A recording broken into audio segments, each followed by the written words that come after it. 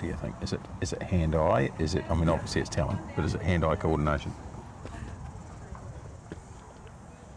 So here we are on day one of the Intercentre here at Howick. Beautiful conditions. I look over the 3 greens that we've got here. I've got Chris Lander with me, who's the community and club manager for Bowls New Zealand, and we're going to have a chat about Chris's role and who he is, etc.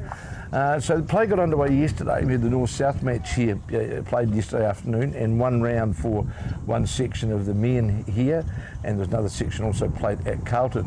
And in the North-South match, which is an event which has been recalled back onto the Bowls New Zealand calendar, we saw the North Island side, to a lot of people, quite surprisingly actually, defeat the South Island. We saw in the women's, we saw in the singles, Debbie White, the New Zealand singles champion, she defeated Sandra Keith. In the women's pairs, Dale Rayner up against Sarah Scott. That resulted in a draw. And in the women's fours, we saw the North Island side skipped by Lisa White of Wellington up against Kirsten Edwards, and it was a resounding win actually for the North Island fours side. And then in the men, we had in the singles, we had Taylor Horn run out the winner over Taylor Horn, the current New Zealand title holder, ran out the winner 25-24 over Andrew Kelly of Canterbury. In the pairs, Shannon McElroy and Gary Lawson, representing the South Island, showed their complete class against Gavin Scrivener and Jordan King, with the South Island boys running out the winner. And then we saw a replay, virtually the skips replay of the recent Heartland Fours, where we saw Dean Elgar representing the North Island up against Mike Kernahan, and it was all locked up 9-all, playing the last of the 15 ends.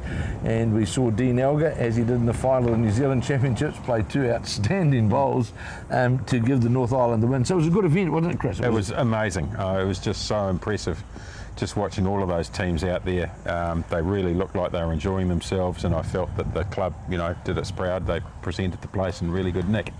And great to have that thing back on the calendar again, the North-South. The players, both those skips, spoke for their teams, men's and women's, on behalf of them, and both were glowing in their praise of the event, and both had a pretty big smile on their face. And even though Mike had lost, I think they all felt that it was a very worthwhile exercise. Absolutely, and I thought was very pleasing as well, the sort of the North-South tribal rivalry was there, because all of the players were on the green afterwards. They was cheering their players on, and I was watching Gary Lawson playing his game, and Andrew Kelly was on the next rink, and all the time they were encouraging one another. Had each other's back, absolutely. Yeah, they did. So it was good to see. Yeah, so, it really was. So, Chris, you've got this role, a community and club manager for Bowls New Zealand. Who is Chris Lander? Who is this guy? Chris Lander? Well, I'm a sports nut. I love the sport, and have been fortunate enough in the last 22 years to be employed in sports administration, and I've had a number of roles, predominantly in cricket, which is where I met Mark Cameron, who's the current CEO, obviously.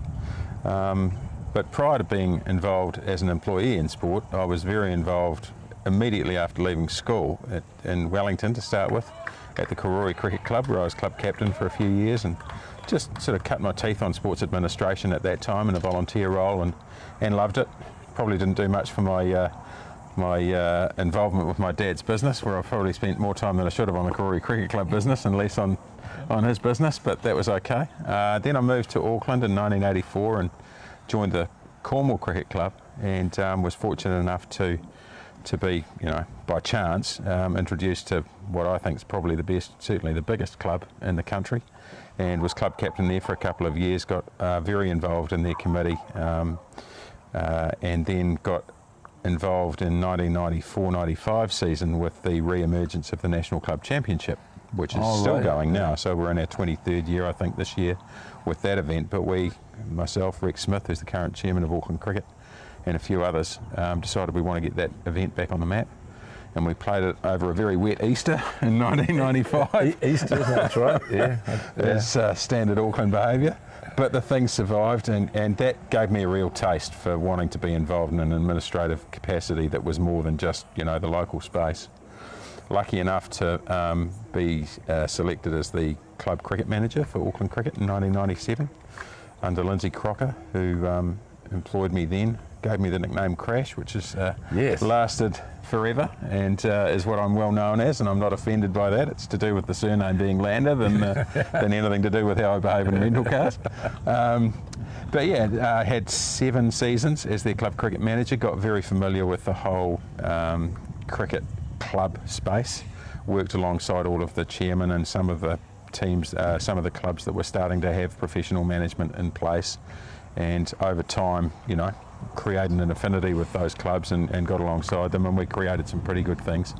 And now, you know, Auckland Cricket is seeing the benefit of that. I think all of them have now got a professional manager of some sort, full-time or part-time, and it's been a real fillip for the game in this area. So I was proud of that, and then I went into, with Auckland Cricket still, I was promoted into a cricket operational role, which gave me an exposure at the next level up beyond club play. It was more about the representative cricket that was being played by the men and women in the country. We were having visitors obviously coming to us, and our own teams were playing. And so I cut my teeth on that, and then of course I was at Eden Park, so when an international game came along I was press ganged into helping with that. So I just sort of kept expanding my knowledge as time went on, and then in early 2010 the Eden Park was undergoing some pretty big change for Rugby World Cup. They were, you know, bringing down stands and ruining the outer oval, turning it into a lay-down area for stand pieces and car parks for bulldozers and Lord knows what. It was, big job. Yeah, it really was. So I decided that, and my wife Lynette decided that we were going to jump away from Auckland. I'd been in it for 25 years, and we went to Napier for a couple of years. And I fell on my feet there. I ended up with a job as the general manager of the Napier Pirates Rugby Club, Rugby and Sports Club, and absolutely loved it.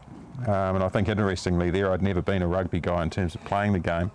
But when I got there, they all sort of looked at me and said, well, what do you know about rugby? And I said, not much. That's your job. I'll do everything else, you know. And it was a really good fit, you know. It worked well. And the fact that I knew sports administration, I knew how clubs operated in a volunteer society.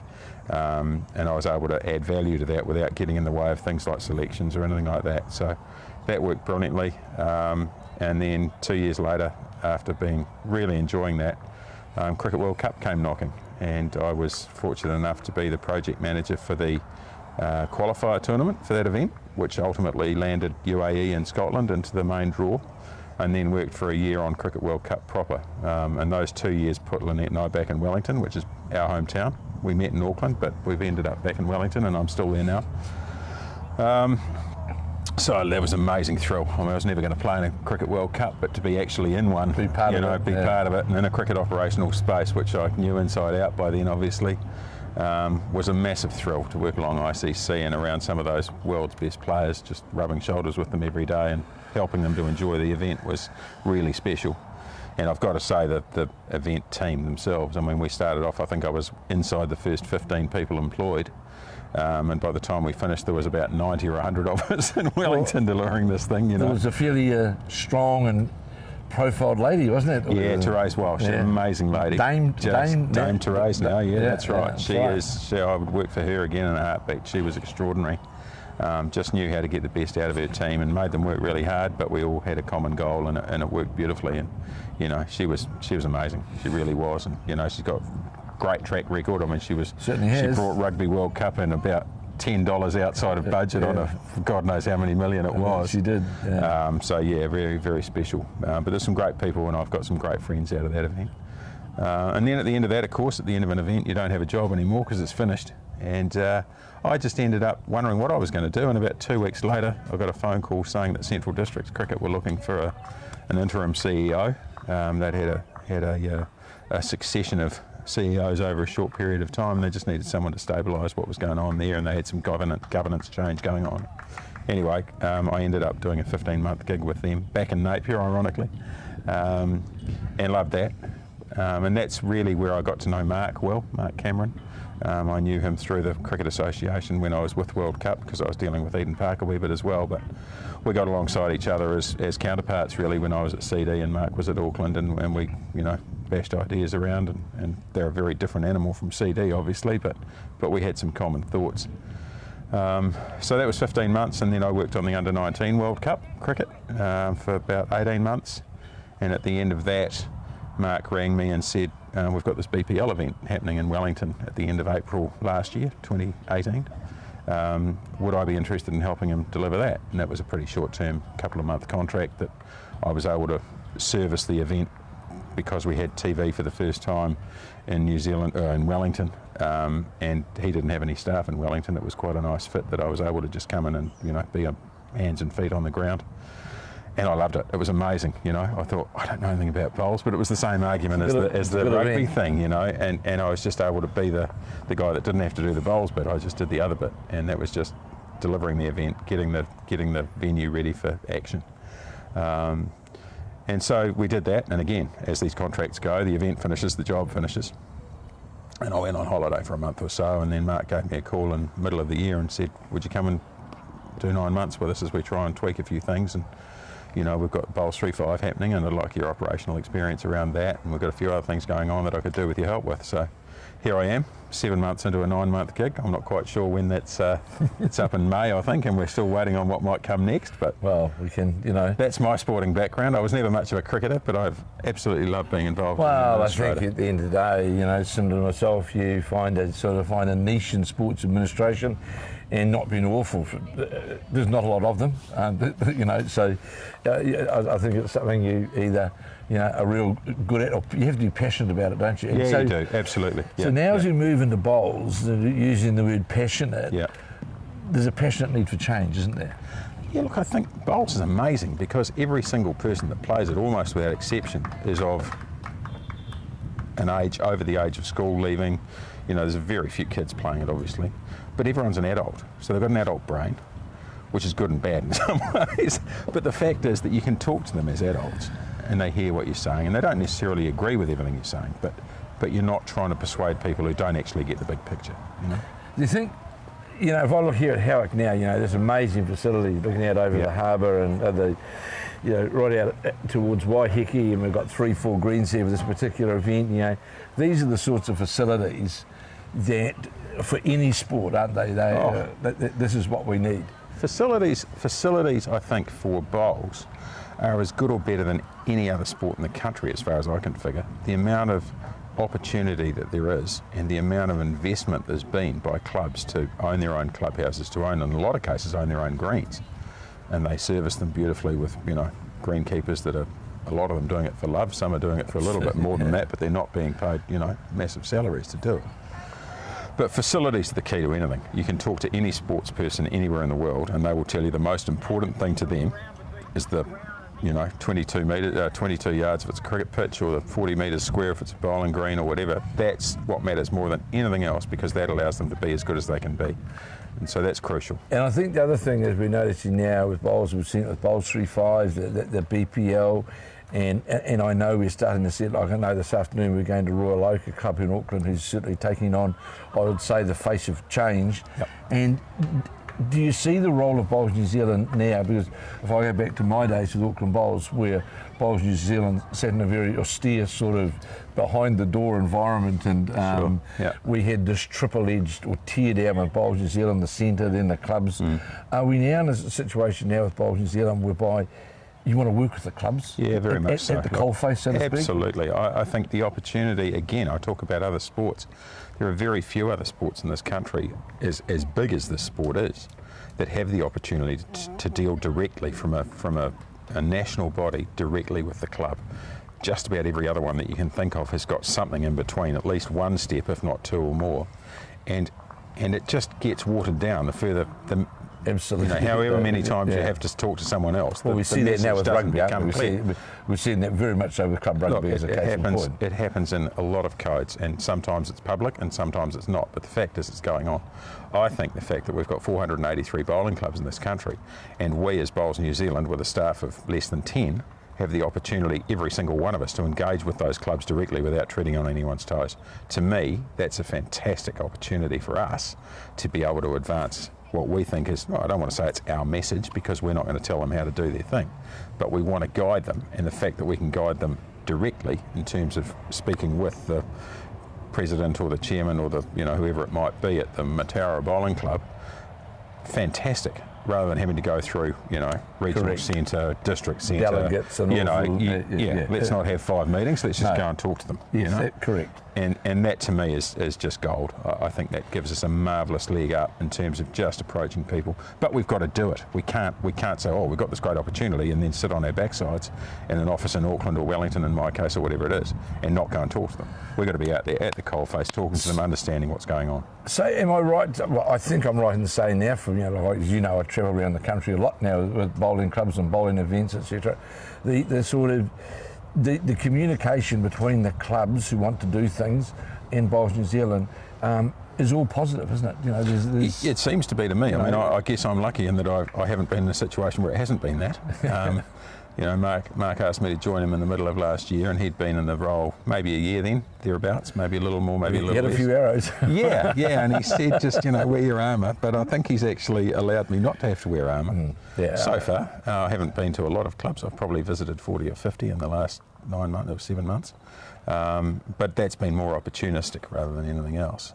We need to sit down and talk business with these people and just understand them. The only way we can get anything out of them is to understand what they're doing first. I can't walk in there and say this is what you got to do when I don't even know how they're set up. So. What about, for example, and I think it's important, the next part's important as well, the sort of dialogue and intercommunication with the likes of councils and bringing clubs and sporting clubs, so to speak. Like I know there's been dialogue, for example, in Palmerston North. But is your role as well saying, right, I'm going to be the mediator, facilitator, the whatever? And I think we have a very big role to play there, but it's one of support.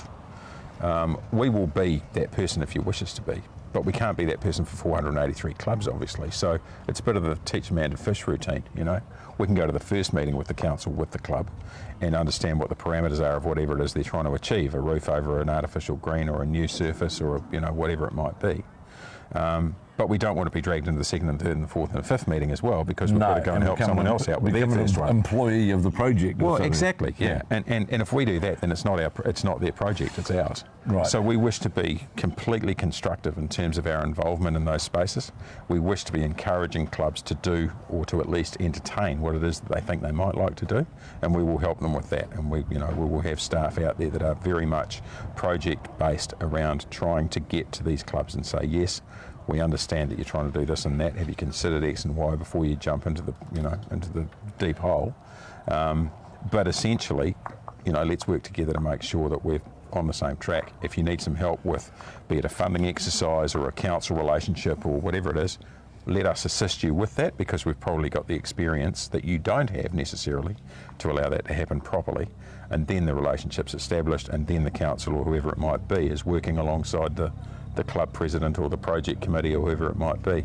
So I think our role is to assist and cajole, if that's the right term, rather than owning. So from what you've said, and talks with Mark and that, and again, travelling around the country, there's always people approaching, asking about this and that and everything else. I think I'm right in saying now is that we have got an open door, open communication. Bowls New Zealand want to talk to the clubs. Couldn't agree more. Absolutely right. Without them, we don't have a game. It is that simple. Bowls New Zealand is just a sign on a door without these bowling greens and these people playing the game and everything else that's going on in it. And, well into the 90%, probably into the 96, 7, 8% of the bowling clubs are run by volunteers, almost exclusively.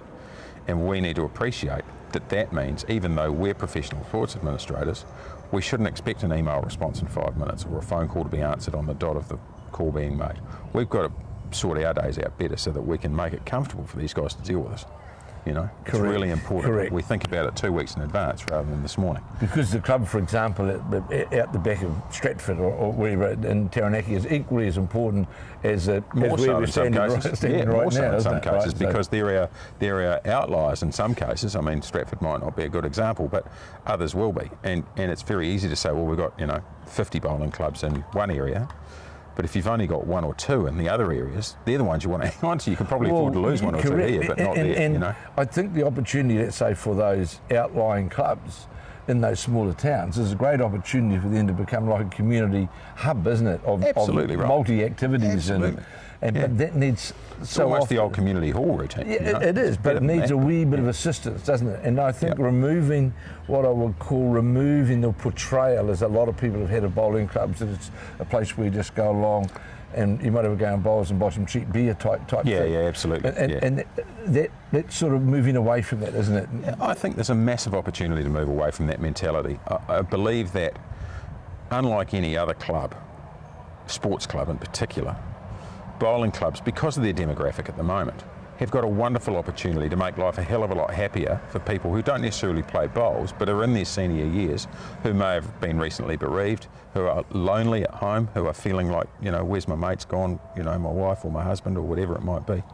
There's 20 mates sitting in a hole in a clubhouse just down the road. They'd love to have you there for Absolutely. lunch and talk some nonsense, and you can take your knitting along, or you can take a book along, or you can do whatever you like. It's a club where you can feel comfortable. You're not going to be pushed around by 18-year-olds that are coming in after a rugby game or whatever it might be. And there's classic cases in point of it. There was one guy I met the other day in Wellington who's now in a wheelchair, and he said 10 years ago when this happened to me, a mate of mine said, come on, I'm dragging you out of your house. You haven't been out of the house for, however long it had been. You're coming down to the club and you're just going to be part of it. Now, he doesn't play bowls much or if at all. He said he hasn't had a day since then he hasn't been at the club. He loves it. Loves it, yeah. And he's got mates there. And, that's what we want people to understand about what these clubs can offer. Correct. And I think part of the whole education process about the sport is that it's a sport that does allow for any age, any size. Not everyone's going to be an All Black, for example. Absolutely. So like next week, we've got the New Zealand secondary schools as an example here. And it's interesting talking to Mark this week. We've had a big influx in the numbers that have played in that particular event. So there's that definite opportunity for, it's a sport like for all ages, all sizes, all, Absolutely. And in the world we live in today, there's a lot of kids out there that get bullied because they can't do this. And here's something, we look out here today, down that, and there's, there's people who are under 20. We've got players playing internationally now that are under 20. So it does. It's fantastic. Despite what people think, it does. It's a sport that opens the door for everybody, doesn't it? Yep. I think it was Gary Lawson who said to me, and I haven't been in the game very long, and when we were doing that Bowls 3-5 thing in Auckland, and I'm pretty sure it was Gary said to me, this is a young man's game, young woman's game that older people can play. It's not the other way around. A good phrase, and it's a really good call. It's a great and phrase. It's a great way to look at Yeah. it because it's so exciting and it's so competitive and it's got so much going for it camaraderie-wise, so much going for it just socially, so much going for it competitively. It's got the lot. I mean, there's not anything that you would say out there that you haven't got in any other code. And even the Bowls 3-5 thing, we had 6 weeks of that on TV at the end of last year, and by the end of the 6 weeks it was the only thing that people wanted to watch on the TV in the pubs and that sort of stuff. They're asking the hoteliers to flick it over to the channels. Like I can take the Turf Hotel in Nelson. Well, there you go. But it wasn't the only one. I know it wasn't. So how do you, with your role, how do you see the future, let's say over the next 5 years of, it's difficult to predict anything beyond that, really, but sensibly beyond that. So how do you see things like over the next 5 years, like your role, Bowls New Zealand's role, and the clubs, and the general participation in the sport? Well, I think if you work from the ground up, I mean, the grassroots is a term that's probably overused, but if you work from the ground up on this thing, and that means at the coalface, the clubs, and allow them to get better, assist them to be as strong as they can be, wherever they might be, and not all of them are going to be a all singing, all dancing club, but they can be a really, really valuable member of society as a club and as a base for people. If they've just got one green, artificial or grass, doesn't matter, they don't need to be a competition, a tournament venue or anything like that, but they can have massive value for a community if they're posted away out in the Paronga How or somewhere like that. But equally, the bigger clubs like this one, who are now looking at covering 2 artificial greens here to give themselves some nighttime stuff going on, I think we just allow them to be as good as they can be. That's our role. We want players. Obviously, we want clubs to be strong, both financially and in terms of playing the game. But if I had to capture it in one hit, it would be our role is to make sure those clubs are getting what they need from us to be as good as they can be. I think there's another very important thing to it, the clubs, is a case important for someone who's been involved in bowling clubs for a long time, and this is sort of having a bit of a go at the past. Mm-hmm. So often clubs were unwelcoming of new entrants or new participants. It's not just bowling clubs that are like that, I've got to tell you. And again, I think using the modern methods of communication, all those sort of things that we're doing now, I I see now clubs opening themselves up far more, inviting. Yeah, absolutely. I mean, you can brighten the walls. You can have somebody that's appointed on not on your committee necessarily, but as a sort of club captain delegate who's in charge of any new members. So there's a phone number that a new member can ring, and they know that if they turn up on a Tuesday evening for a roll-up, there's 5 other people doing the same thing. That guy's going to be there, or that woman's going to be there, and they're going to show them how to hold the bowl, how to put a mat down, and this is where the toilets are, and this is John, he's been here for 100 years. And just make it convivial and just make it a really nice place to be. They don't expect to be, wined and dined the first time they walk in, but they want to feel like they want to come back. And that's what we've got to do. Well, for those out there, it's interesting, and I think bowls is one of the very few sports in the last year anyway that actually showed a true net increase. Not a huge increase in actual participation, like golf due to the casual membership, but our actual affiliated paid-up membership actually increased last year. Yeah. And I'm confident we're going to see a further increase this year with all the activity that's going on. So you've actually got what I would see as well as being challenging, it's an exciting role, isn't it? It's incredibly exciting. Look, it really is. And I likened it to someone I was talking to earlier today around 1997. I mentioned I started working for Auckland Cricket, and at that time I was in my mid to late 30s. And it was exciting for me because it was the first time I'd been able to dip my toe into the water as a professional administrator in sport. 22 years on, I've pretty much done all I'm going to be able to do in cricket. I'm not going to be the CEO of the ICC or anything like that. So if you look at the range of things I've done, anything I do in cricket beyond that's probably going to be pretty much what I've done before in some way or another. This is not that. This is so exciting and so challenging, but it's got so much similarity to what I've done before that I feel I can add real value.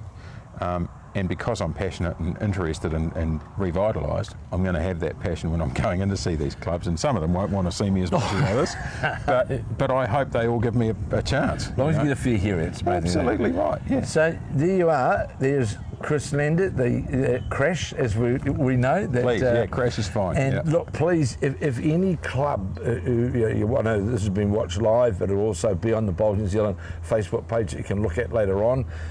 Any clubs out there or anyone involved with clubs, if you want some guidance, talking, whatever, just contact Bowls New Zealand. Absolutely. And someone will be in contact with you because... I promise you we will be in contact with you if you contact us. Because the sport is actually in vitality mode, not in slow mode. No, absolutely not. It's in vitality mode. Yeah. So, look, thanks for your time, Chris. It's great to have a chat with you. And just so everyone knows, we'll have another chat later on today. We're going over to Royal Oak and we'll be talking one of the real go-ahead clubs in Auckland.